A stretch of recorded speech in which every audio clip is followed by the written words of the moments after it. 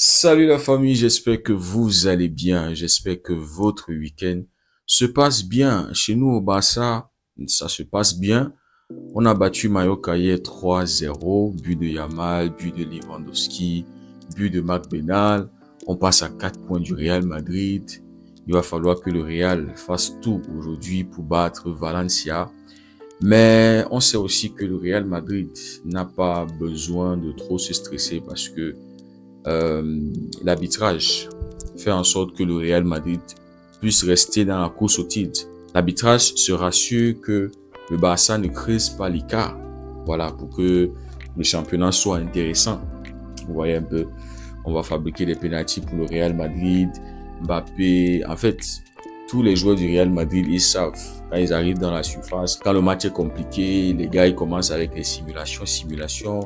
Ils le répètent jusqu'à ce qu'ils obtiennent un penalty. Ça, c'est le FC Penalty. Ça, c'est le Real Madrid. Vous voyez, hier, il y a une situation en deuxième mi-temps. Morica qui a commis une faute sur Lamine Yamal, méritant un penalty. Antiflick s'est plaint auprès de l'arbitre. Il a dit à l'arbitre que c'était normalement un penalty. Après le match, j'ai vu la communauté Barça se plaindre, ceux qui débriefent les matchs. J'ai vu que le journal Sport s'est plaint du penalty non accordé. Mundo Deportivo aussi s'est plaint du penalty non accordé. Mais les gars, moi je vois les choses différemment. Le Barça est un club qui se crée énormément d'occasions. Je dis énormément d'occasions.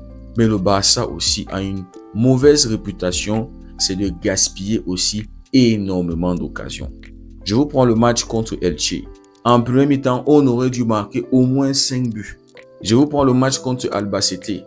On s'est créé 8 grosses occasions. Vous savez que dans les occasions, les grosses occasions, ce sont les occasions que normalement tu dois marquer. C'est-à-dire, là, c'est tout fait. C'est un repas qui est cuit et que tu dois juste manger. Maintenant, il y a des autres occasions qui peuvent mener à un but. Quand le Barça se crée 8 grosses occasions, ça veut dire que c'était des situations où on s'attendait à ce que la balle allait rentrer dans les goals. Mais tu crées 8 grosses occasions, tu marques seulement 2 buts. Là, c'était contre Albacete. Contre Elche, le Barça s'est créé 10 grosses occasions.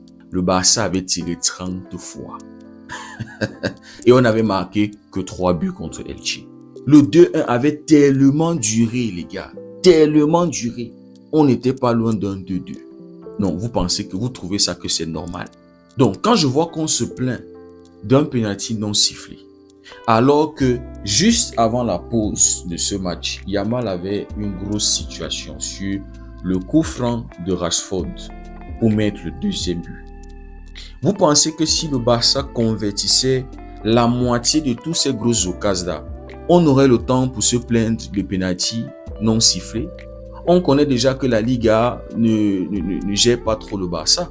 On l'avait vu la saison dernière lors des Classicos. Ça, on le sait déjà. Donc, quand je vois la communauté se plaindre de penalty, au lieu de taper sur les joueurs du Barça qui ratent des situations évidentes, non les gars, moi je suis pas d'accord. Je pense que ça devrait être ça notre combat actuellement. Parler aux joueurs, demander aux joueurs d'être plus efficaces devant les goals. Parce que si on a notre efficacité, on n'aura pas le temps de se plaindre d'un penalty.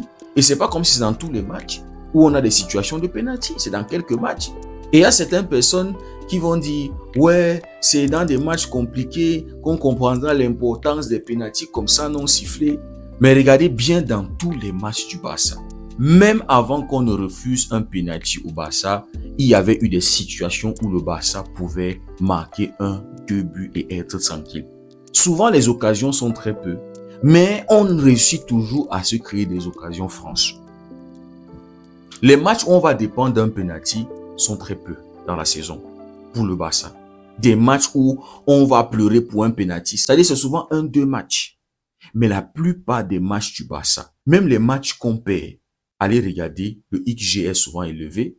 Il y a des grosses occasions, mais on a des joueurs qui sont incapables de tuer. C'est comme quelqu'un qui gagne un gros salaire, il travaille pour une entreprise. Chaque mois, il reçoit un gros salaire. Mais lui, à la fin du mois, il ne sait pas qu'il faut épargner, il faut investir. C'est-à-dire, il ne se prépare pas que les choses peuvent tourner mal demain. L'entreprise peut fermer, on peut me virer, on peut monter un coup contre moi et on me vire. Et puis demain, les choses se passent mal et il se plaint que c'est à cause de l'entreprise. Mais non, frère, tu avais de l'argent. Tu touches par exemple un 300, un 400, un 500, 1 million. Mais à la fin du mois, tu gaspilles tout. Tu n'as rien gardé. Tu vas te plaindre de l'entreprise demain si les choses vont mal? Non, c'est de ta faute. Donc moi, c'est comme ça que je vois les choses.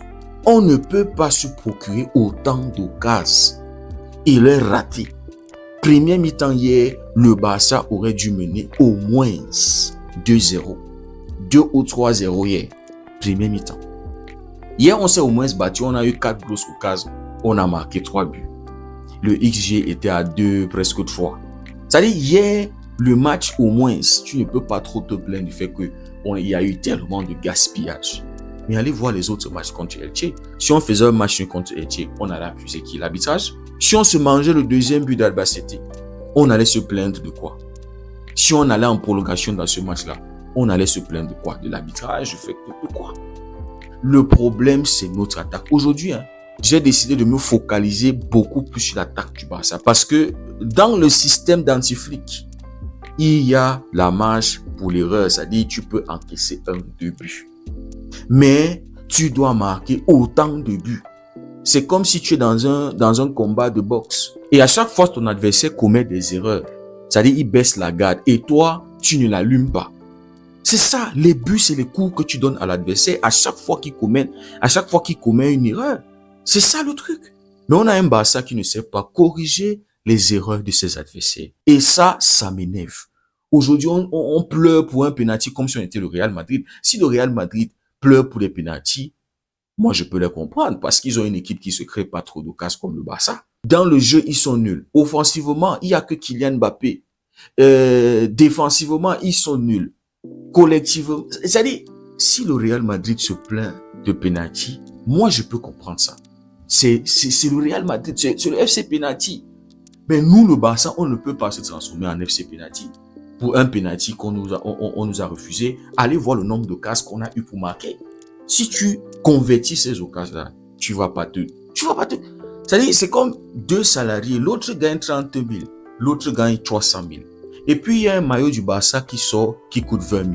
Et celui qui gagne 300 000 se rapproche de celui qui gagne 30 000. Il commence à dire, mais le maillot là coûte cher. Mais tu te fous de la gueule de qui? Tu te moques de qui à la fin de la journée? Toi qui gagnes 300 000, tu as les moyens.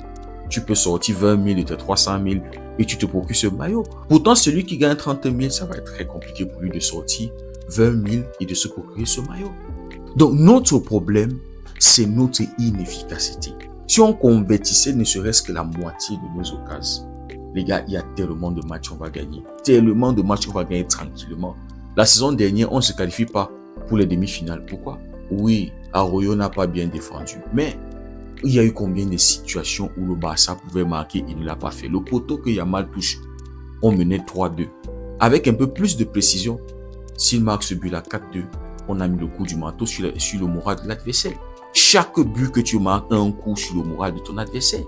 Mais quand tu ne mets pas ces coups-là, tu laisses ton adversaire en vie. Le constat à la pause du match d'hier, c'était ce Barça-là qui laisse toujours son adversaire en vie, alors que ce Barça a toujours l'opportunité de tuer son adversaire. Mais il ne le fait pas. Antiflic hier, à la pause, avait posé la question à ses joueurs. Est-ce que vous êtes satisfait de la première mi-temps? Ils ont répondu non. C'est pour ça qu'en deuxième mi-temps, on a vu du changement. On avait vu l'équipe mieux jouer. Donc, si on est plus efficace devant, les gars, je pense qu'on aura très peu de problèmes en défense. Très peu de problèmes. Ça ne va pas nous inquiéter. Je prends encore le cas de celui qui gagne 300 000. S'il perd 10 000, s'il perd 30 000, il y a encore tellement d'argent qui lui reste.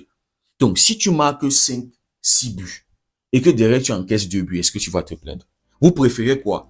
Avoir un clean sheet tout au long de la saison et ne rien remporter comme trophée, ou bien encaisser 1-2 buts tout au long de la saison, marquer 6-7 buts à ton adversaire et remporter tous les trophées qui sont devant toi?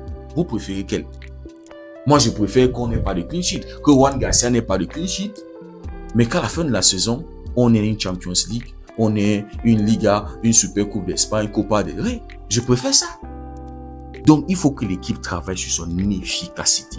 Si on est capable de corriger cette mauvaise habitude-là, on va pas se transformer en FC penalty.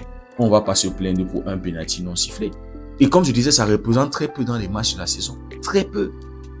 Donc les gars, je voulais revenir sur cet aspect-là parce que j'ai vu la communauté pleurer au lieu de taper sur ceux qui ratent.